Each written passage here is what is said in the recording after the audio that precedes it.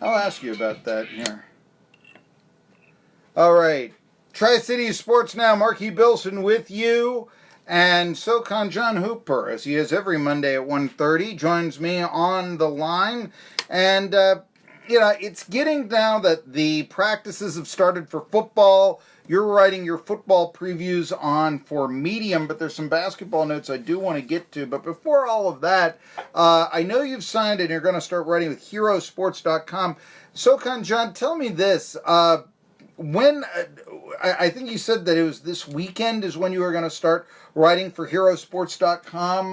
Tell us a little bit more about the engagement, what you're going to be doing in the future covering the Southern Conference and beyond for that website, which specializes, among other things, in FCS football.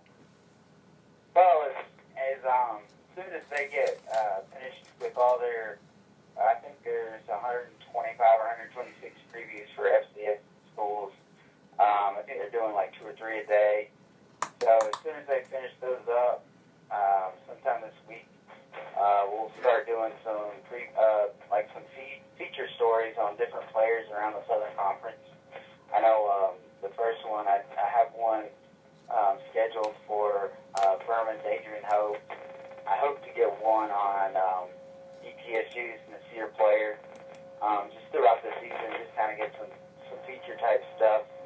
To kind of, highlight the student athletes at each of the SoCon schools. And student athletes, there you go. And I've always had something about with that. But yes, go ahead. Yeah. Well, yeah, I'm just saying, just give you an idea of, what their life is like and what they do maybe outside of football. I know, for instance, on Furman's website today, there's a pretty good story about Jordan Harris and how he's the PA announcer for baseball and softball at Furman. So stuff like that, you can get stuff from the SIDs that'll give you good information. I've got a couple of good ideas for stories for Mercer, and so and their football program. So yeah, it's a lot of fun to kind of reach out to those guys and try to get feature type stories. And then for Mid-Major Madness, just completed an interview with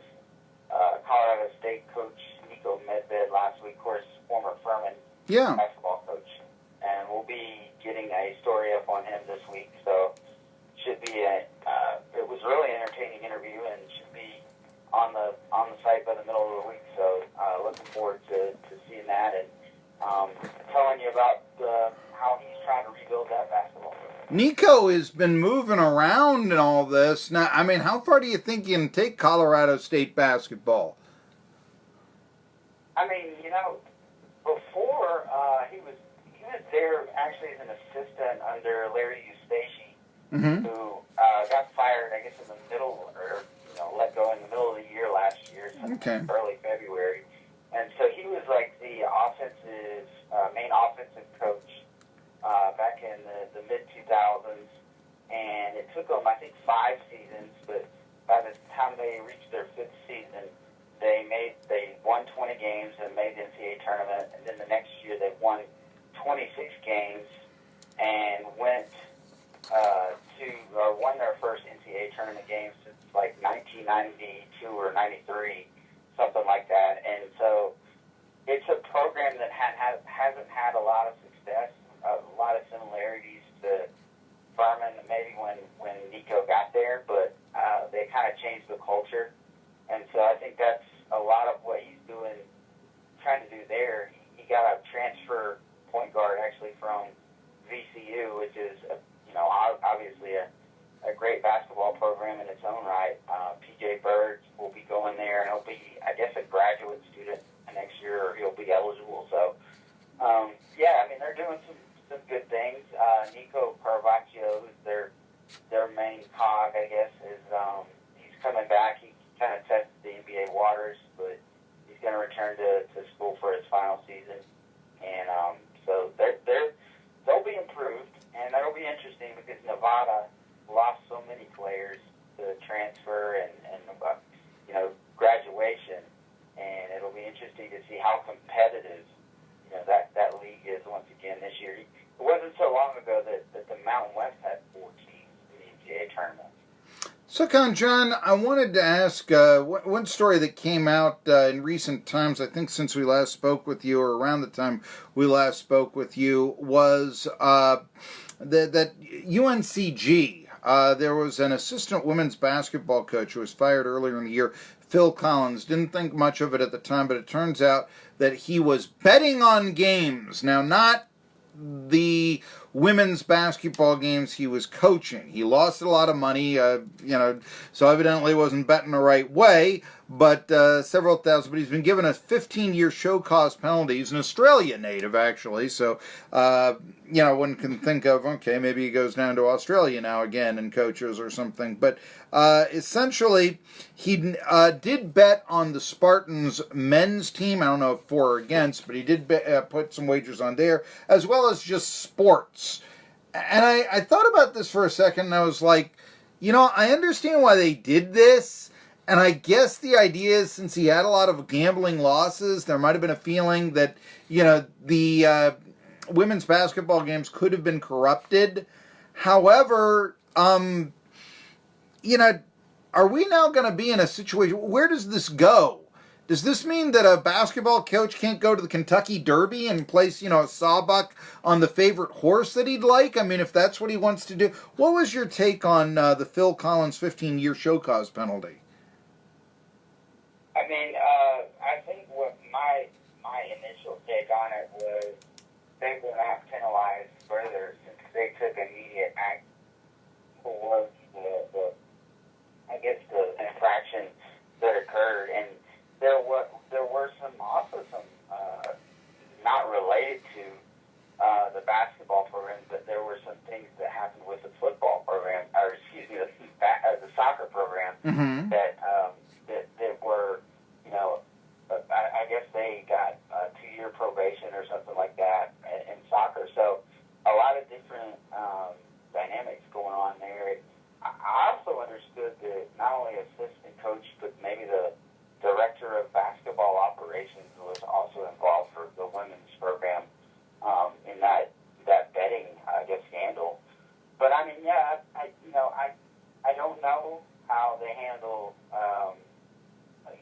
like a sports such as horse racing, but I would imagine that it would be frowned upon if it is if it's not okay to do it for a college sport in your position as a coach. I guess in leadership, I guess the NCAA looks at these people as leaders for their young student athletes. So I would imagine it would probably not be okay to go to a horse race and place a bet, but I'm not sure on that. But might need to talk to a compliance director, yeah. As far as my personal views on it, I'm not a betting man, but I think there's a conflict of interest when it involves intercollegiate athletics. But I think you have to set an example as a basketball coach, as a leader. So you probably shouldn't be doing that in the profession, even if it's on professional sports or whatever. But that's my personal take on it. If you're not involved in intercollegiate athletics in any way, I don't see that it's a problem.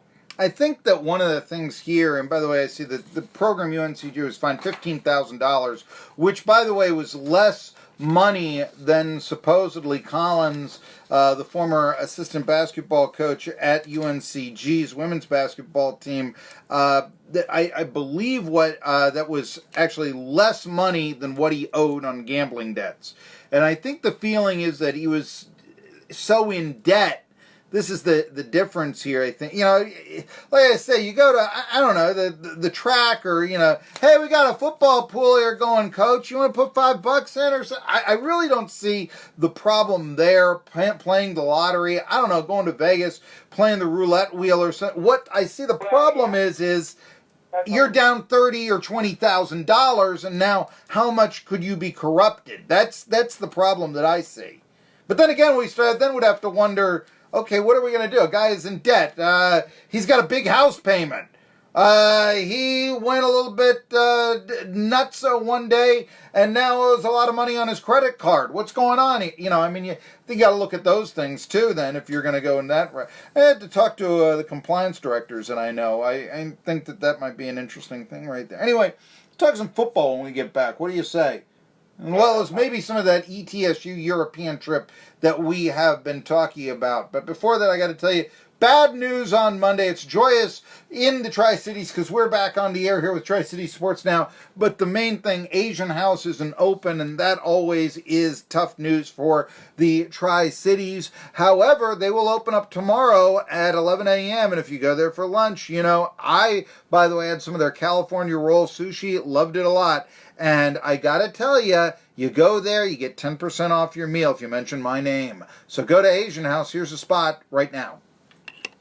Home of the Happy Box meal, featuring wonderful appetizers and rice around your choice of 20 mouth-watering Chinese dishes. Or try their Japanese fare, sushi, sashimi, and the grill. No. I had my birthday dinner at Asian House and was most satisfied. Find the great deals at goasianhouse.com. Use Tom for catering. You'll be most satisfied, too. Asian House. Hold on. Nestled in the Shops on West Market on the way to Jonesboro. Mention 1420 WEMB Sports Radio. Hold on. 10% off.